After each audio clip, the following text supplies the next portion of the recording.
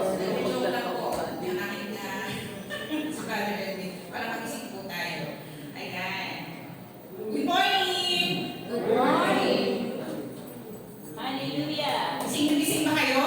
Yes! Wala na tayo kamiling na mensahe ng Panginoon ngayong araw na ito. Hallelujah! Ayan. Handa na ang ating Yun na. okay, hindi po natin. Maraming po salamat sa mga taga-Hong Kong. Nandito po ulit kayo. Ayan.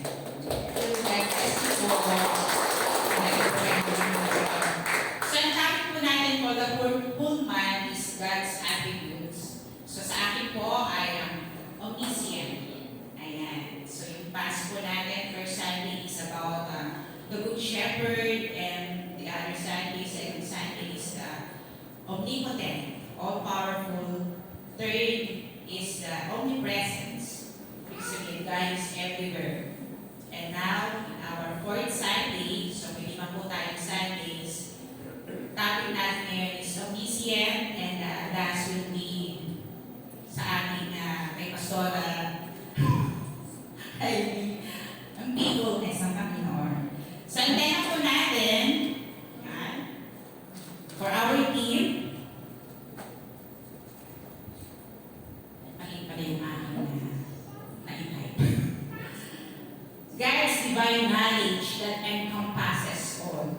At matatagpuan po natin yan sa Psalms 139, 1 and 6. Tayo po'y manalangin muna. Let's bow our heads and close our eyes. Hallelujah, Lord God. Father in heaven, purihin po kayo, Panginoon. Pakilain sa Panginoon kayo. Maraming po muli salamat sa inyong kabutihan, katapatan, sa inyong pagkapatawad, Lord God. For your joy and comfort and mercy, O God, provision, protection. Maraming salamat naman dahil kayo ang aming Ama na makapangyarihan sa lahat. You all have these attributes, O God. You hold the world in control. We thank you and we owe you, O God. Napakabuti mo. Napakadakila mo. Tawarin niyo po ang inyong lingkod sa kakulangan, hinaan mo, Lord God. At kayo po ang aking madala dito sa mensahe na ito. Hindi ba ang inyong lingkod? Humble me, O God. With all you, Lord, I pray in Jesus' name. Nadalangin po ang presensya ng Banal na Espiritu na magtuturo sa amin, O God. Help us, O Lord, na maaraw ang inyong mga salita sa aming mga puso at iti aming mga buhay ng araw-araw. With all humility, glorify me, O God. In Jesus' mighty name. Amen. And amen. Ayan. Banal na kaalaman ng Diyos na sumasaklaw sa lahat. Yan po yung ating omniscient God. All-knowing and finite. No limit. Lahat po ay alam. So, nakita naiawit na po ni Brother Edwin. Walang lihim. Lahat po ay alam. Walang nahihingin. Lahat ay sumasaklaw. Lahat nasasaklaw ng Panginoon. Your past, present, and future. Wala kayong maitatago. Hallelujah. So, ang ating pong teksto, Psalms 139, 1 and 6. Makipagbukas po tayo ng Biblia. Yan, sa first verse po natin says, O Lord, you examine my heart, and you know everything about me. You know when I sit down or stand up. You know my thoughts, even when I'm far away.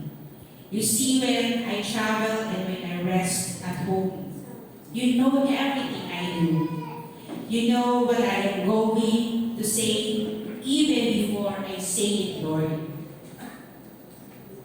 You go before me to follow me. You place your hand of blessing on my head. Such knowledge is too wonderful for me, too great for me to understand. Praise God. Napakaganda ng declaration na yan, ng prayer ni David. Sa ating pong introduction, David's owing God's omniscience was expressed in Psalms 139, acknowledging God's knowledge about His past, present, future, and every details of His life. God is very unto us. So what does it mean? He is personal, actively involved in our life despite being omniscient. Diba? Napakabuti ng Panginoon. His attributes, nakikita niyo po ba? Na we worship God because of His attributes. Hindi natin siya wino-worship kasi malakas kayo. Hindi natin siya wino-worship dahil meron tayo. Hindi natin siya wino-worship kasi binigyan tayo, masaya tayo. We worship God for who He is. Amen. And this is who we worship. The omnipotent, omniscient, all-powerful God. He is everywhere. He's with you, He's with me. Kahit saan po tayo, andun po ang Panginoon. And that is the God that we worship. Diba? Hindi natin siya wino-worship kasi yung bagay na meron tayo. Hindi natin siya wino-worship sa kasiyahan na meron lang tayo na limitado. We worship God in all our circumstances, but because we know that He is all control and powerful. At kahit ang Panginoon ay nasa atin, hindi nagkukupli. Lahat ay alam. In Jesus' name. He's not distant. God uses His knowledge to guide and care for us and fulfill His promise for us. So nararanasan niyo po ba ang Panginoon ay malayo sa inyo? Baka tayo po yun. Sa ating first point, God's intimate knowledge of us. So makikita natin yan sa Psalms 1 and 6 kung paano yung intimacy ng Panginoon kay David as well as David to God. He is very personal and relational. Diba? You stretch out my path and my lying down and are acquainted with all my ways. Imagine ninyo na ang Panginoon, that those attributes that we see or we experience, that we know, we've learned, but to be personal to you and relational.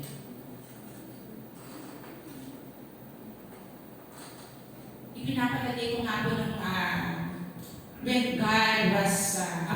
when God appointed David, diba? Let's put it this way na kung paano natin nakikita na naging personal ang Panginoon sa atin. Kung alam nyo ang kwento ni David, how he became king, napakagandang storya yun, diba?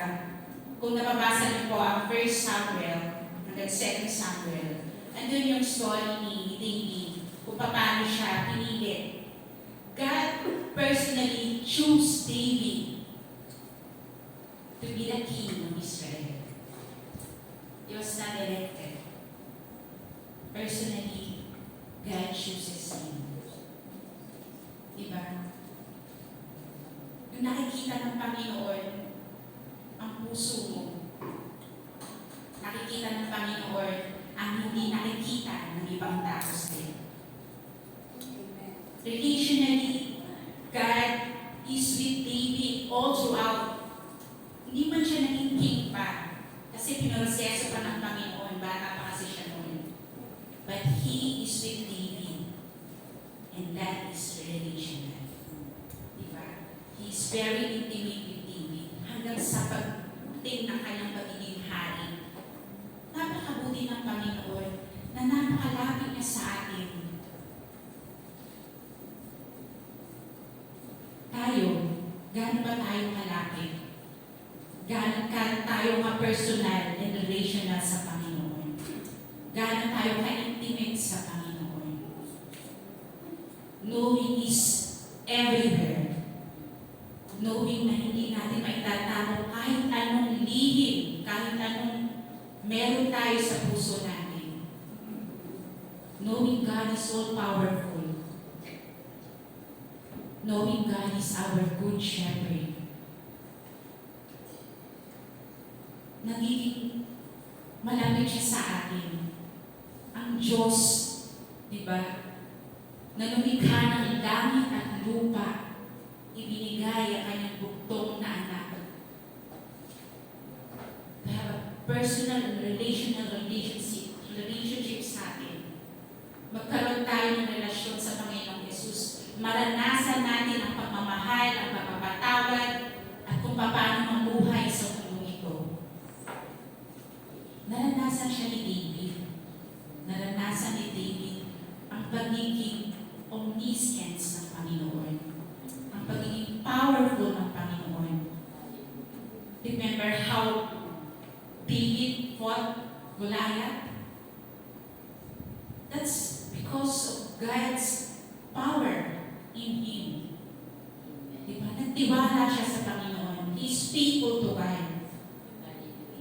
Because he knows he had greater God. The God of Israel ay nasa kanya. That is how, kung paano niya dinadala ang Panginoon sa buhay niya. Sabi sa verse 13, "You made all the delicate inner parts of my body and knit me together in my mother's womb." Diba? Tagpi. Kasi pag knit, parang tinahi, diba? In your mother's womb. In our mother's womb. We are valued. We are precious. We are unique. That is how we are to God. That is how we are precious to God. In His omniscience, nakikita niya even the smallest details of us.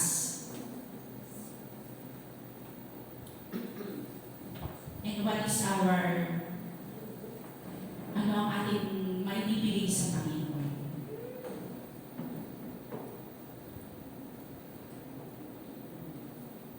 We are fearfully and wonderfully made. In verse 14, kahangang-hangang gawa ng Panginoon. Ino-honor ang pagkagawa sa atin ng Panginoon with reverence. Nakikita natin, we are unique, every one of us. That's how God created us. That's how God knowledge created us. Diba? Na i-imagine nyo ba na iba-iba ang ating mga fingerprints? Ang mga bilang ng ating mga buhok, alam ng Panginoon. Amen. That's how we are unique from each other. Our abilities. Kaya huwag tayong mahiya. Dahil ang Diyos na gumawa sa atin, we are valued by God. Kung paano niya tayo ginawa. And how precious we are to God. B, God knows our words and thoughts. You know what I am going to say before I say it, Lord. The omniscience of God, even before you say it, God already knows. Kaya nga sabi ng Panginoon sa Matthew, nagkakasala ka na, hindi mo pa nagagawa. Sa pag-iisip mo pala. Hindi mo pa nga nasasambit na nagkakasala ka na eh.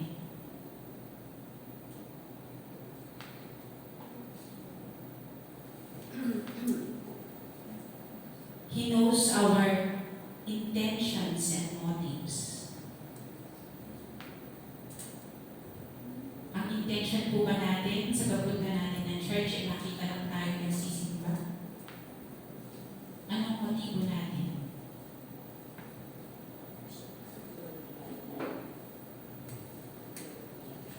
Our intentions are not hidden from God, for He knows our thoughts and make us aware of it. Make us aware meaning, tama ba ang ginagawa natin? Tama ba ang motibo natin? may mga pagkakataon na we should be mindful of our thoughts and speech. Sa kwento ni David at ang kanyang anak na si Absalom sa 1 Samuel or 2 Samuel 15. So, ayun yata yung iba pang verse, hindi ko na nagulat. Alam natin yung kwento na ni si Absalom na yung isang kapatid niya na si Tamar was raped by other brother. So, half-brother. Kasi sobrang ganda rin ni Tamar, sobrang gwapo din ni Absalom, at syempre si David, gwapo rin naman. Nung siya ay,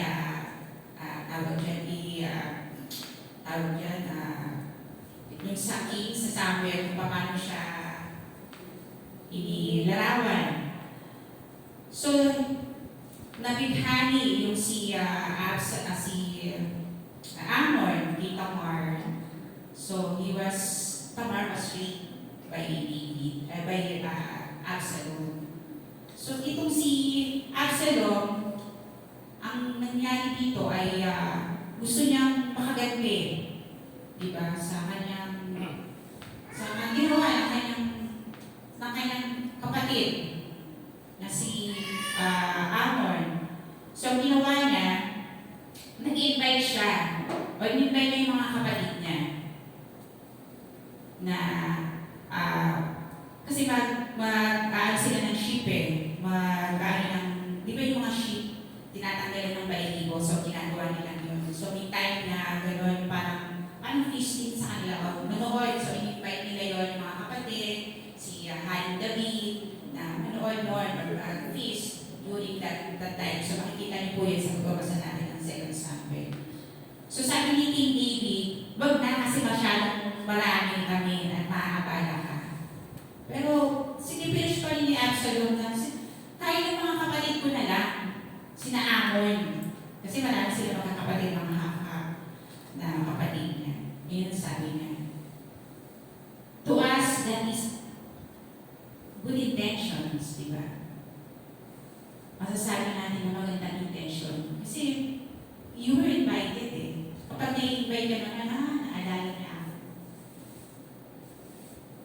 Pero iba pala ang motibo ni Absalom. He killed Amon because he revenged his sister Tamar.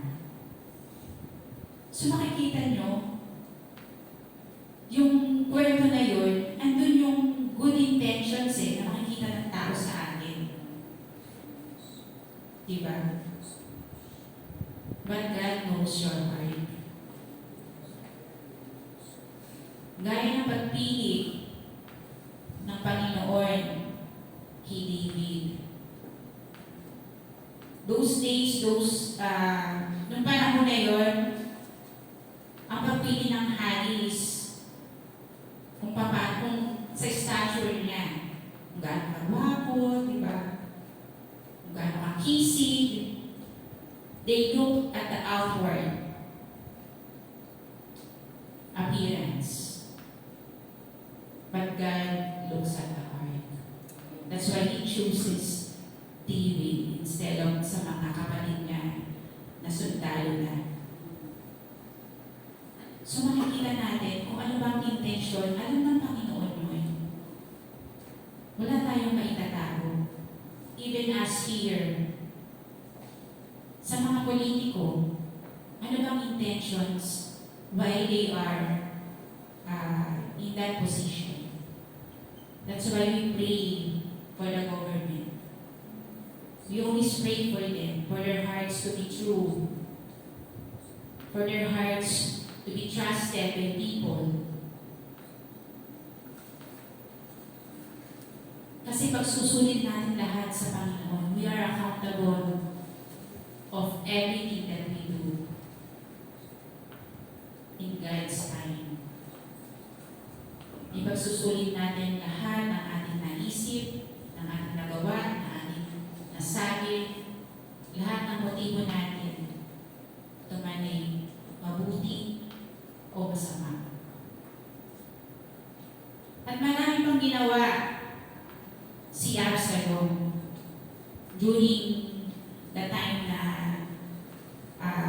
buhay pa yung kanyang magulang o buhay pa siya. So yun yung makikita natin sa buhay ni David.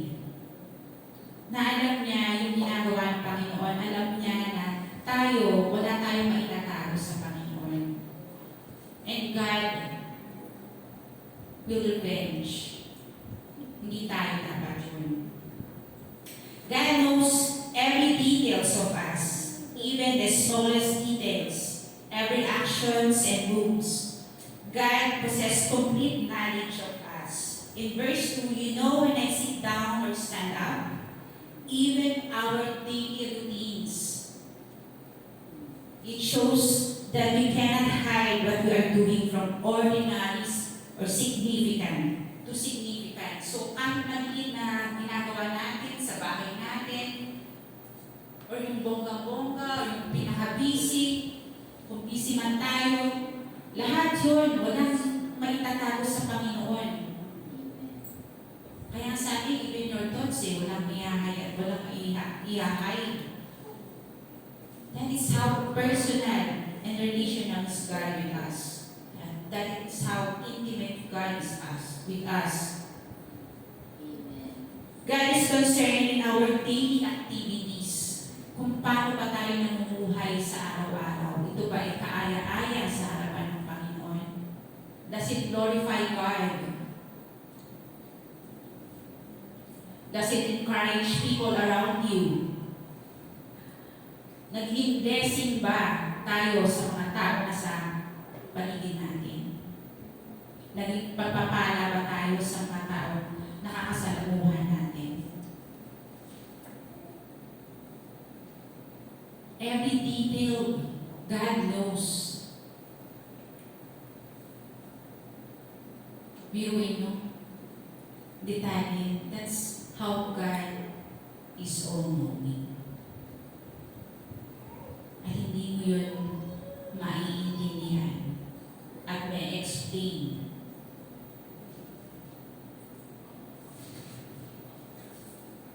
In our second point, God's unfathomable knowledge. Ayan. He is infinite, far beyond human comprehension. In Awit 139:17, so hindi ko na po sunugan dyan, Tunay Yahweh, di ko kayang maabot ang iyong isip. Ang dami ng iyong bala ay hindi ko na nababatid. Sa Romans 11:33, oh, how great are God's riches and wisdom and knowledge. How impossible it is for us to understand His decisions of His ways. Minsan hindi natin maintindihan ang mga nangyayari sa ating mga buhay. Minsan we question God why this happened to us.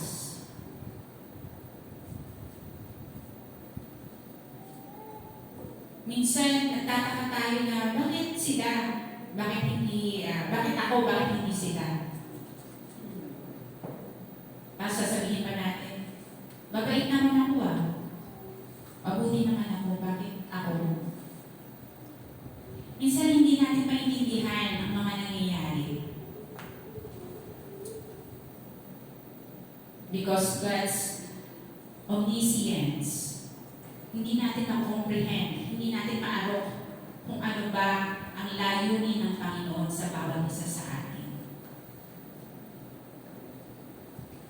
Bakit si David, ang ginawang king, shepherd boy lang siya? Bakit hindi yung mga kapatid niya na nakikipaglabanan, nakasana sa labanan? Bakit ako, Lord? Hindi naman ako magaling. I do not possess anything. Hindi nga ako nakapagtapos You see, hindi nakikita ng tao kung ano ang nakikita ng Panginoon sa inyo, sa atin. And that's incomprehensible. O hindi mo maaari. Only God knows. Minsan, di mo nga maintindihan ang sarili mo, di ba? Minsan, ikaw mismo tinatanong mo yung sarili, bakit nga ba ganito ako? And minsan, minamaliit mo pa ang sarili mo.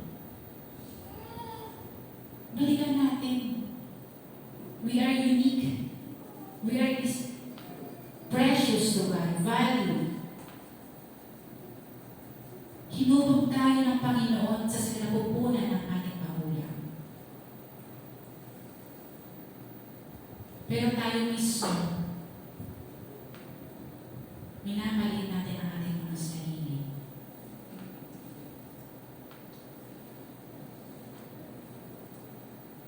God is looking for a heart that is faithful to Him. God is looking for a heart that is devoted to Him. God is looking for a heart that trusts Him and glorifies Him. Hindi siya tumitingin sa kung anong meron ka, kung anong kaya mo. Tumitingin siya sa mga puso natin. Kaya tinawag si David na a man's after God's own heart. Maraming pagkakamali si David. He failed several times. Diba? Even if God reminded him of his sin, talagang dinugtungan niya pa. Naalala niyo nung siya ay nagkaroon ng pagkakasala yung adultery kay Bathsheba. He was reminded ng Panginoon na he was the wife of Uriah. Warning. May wife na yun eh. But still, he sinned. Minsan ganun tayo eh, may warning na, pero ginawa pa rin natin. Kasi ganun tayo ka-personal, ganun ka-intimate ang Panginoon sa atin. Alam na natin nakakasala tayo, nire-remind na tayo ng Panginoon, niliwanagin na tayo ng Panginoon, pero sinusunod pa rin natin yung ating damdamin.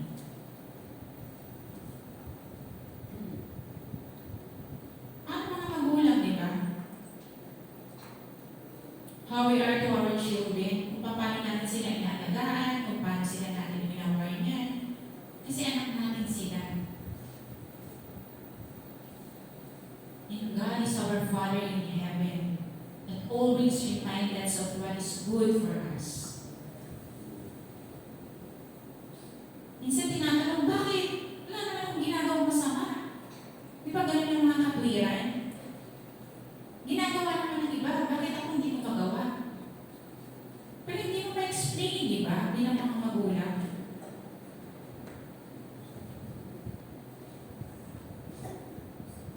Ganun din tanong tayo sa Panginoon, bakit Lord ganito? And we cannot explain the reason why. Because God's thought is higher than our thoughts.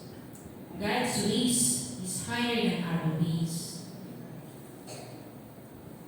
Ang gusto ng Panginoon, maitaas siya sa lahat ng ating ginagawa. Maipakita siya sa ating buhay. His unfathomable knowledge glorifies Him, and it is for our own good. Para sa ikabubuti natin. Sinasabi natin na bakit ganun, bakit ganyan? We have so many questions. But God knows what is good for you that you don't know.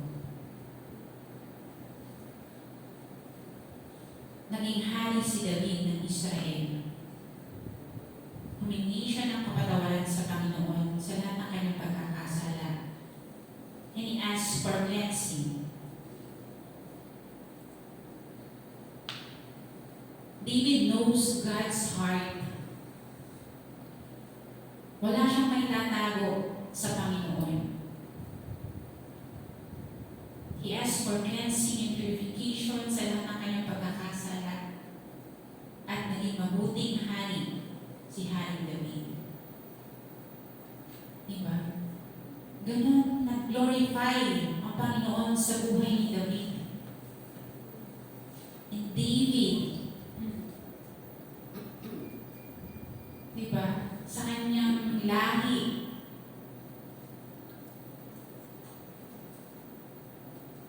ang ating Panginoong Jesus, doon siya naging para sa atin, diba? Sa lahi ng David. So yun yung legacy na naiwan ni David sa atin. How he is very intimate to God. Dahil alam niya kung gaano niya kaalam ang ating mga puso at isipan.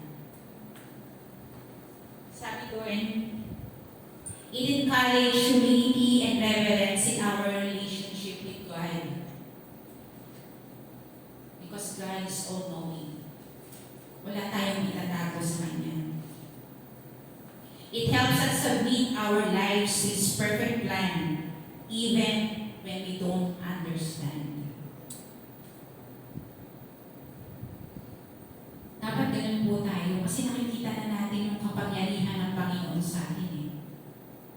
Nakikita na natin na God is all-powerful, in control, all-knowing.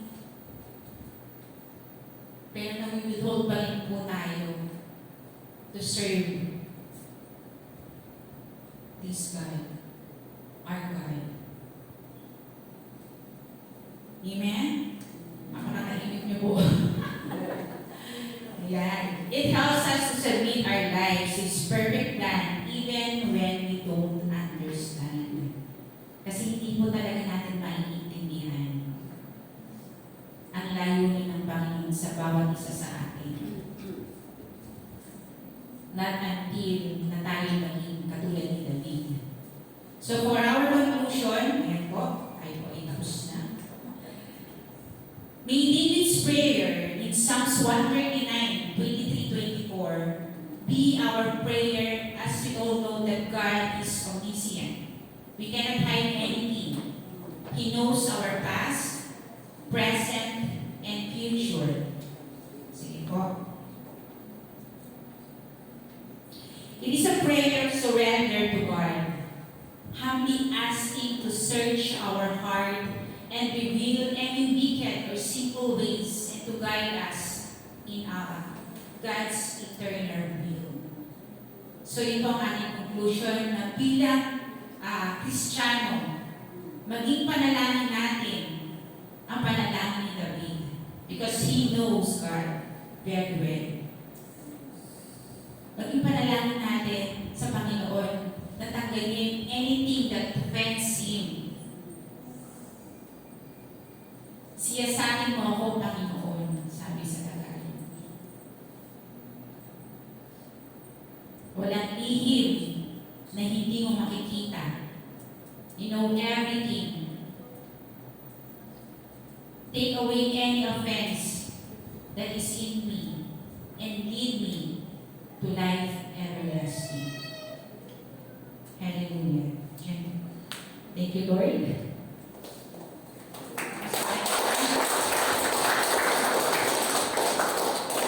Maraming salamat sa inyong pakikinig at tawagin mo na po si Mari Lea.